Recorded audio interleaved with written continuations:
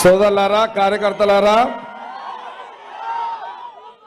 PCC మన రాష్ట్ర ముఖ్యమంత్రి రేవంత్ రెడ్డి గారి నాయకత్వంలో, సోనియా గాంధీ, రాహుల్ గాంధీ గారి నాయకత్వంలో, మరి మన పెద్దలు జిల్లా మన రాష్ట్ర మంత్రివర్యులు దామోదర్ రాజనరసింహ గారు, ఇన్ఛార్జ్ మినిస్టర్ కొండా సురేఖ గారు, వీళ్ళందరి నాయకత్వంలో నీలమ్మదు మన మెదక్ పార్లమెంట్ అభ్యర్థిగా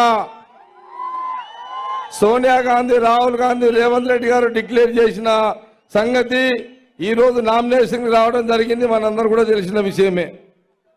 ఒక విషయాన్ని మీ అందరు కూడా తెలియజేస్తుంది ఏంటంటే, గత 25 ఏళ్ల కిందట ఇది ఇందిరమ్మ పార్లమెంట్. ఇది మీ దగ్గర కసి ఉందా? కసి ఉందా? కసి ఉంటే ఒల్లుడు కాదు, ఓట్లు పడాలి. నీళ్ళమ్మదు కాంగ్రెస్ పార్టీకి. మనమందరం కూడా 25 ఏళ్ల తర్వాత ఈ పార్లమెంటులో మెదక్ నీళ్ళమ్మదు కాంగ్రెస్ పార్టీ అభ్యర్థిని మనమందరము, కాంగ్రెస్ పార్టీ నాయకులము, కార్యకర్తలము, మనమందరం కూడా ఈ మెదక్ పార్లమెంట్ ఛాలెంజ్ గా తీసుకొని ఎట్టి పరిస్థితుల్లో అటు సిద్దిపేట నుంచి సంగారెడ్డి వరకు ఓట్లు దంచుడే దంచుడు.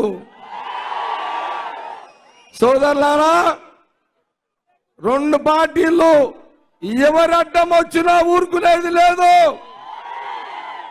జిమ్మికులు చేసినా ఊరుకునేది లేదు.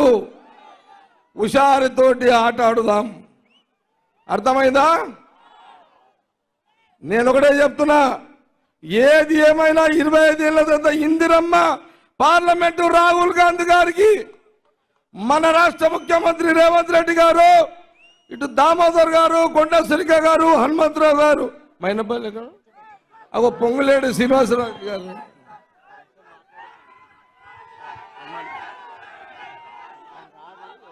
మైనంపల్లి హనుమంతరావు గారు.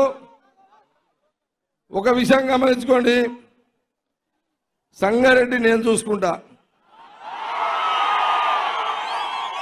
మైనంపల్లి హనుమంతరావు గారు మెదక్ చూసుకుంటారు, ఆయన సిద్దిపేట, సరే ఆయన కొడుకు మెదక్ చూస్తాడు, మైనంపల్లి హనుమంతరావు గారు సిద్దిపేట చూస్తాడు.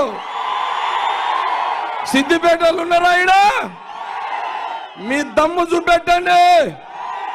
దేనికైనా నేను, దామన్న, కొండ సురేఖ, జగ్గారెడ్డి మీకు అందుబాటులో ఉంటాము. రేవంత్ రెడ్డి ముఖ్యమంత్రి మీద చూసుకుంటాడు. గవర్నమెంట్ మనది ఉన్నది. పోలీసు వాళ్ళకు భయపడకుండే.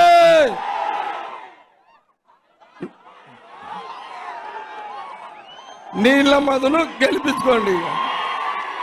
రైట్.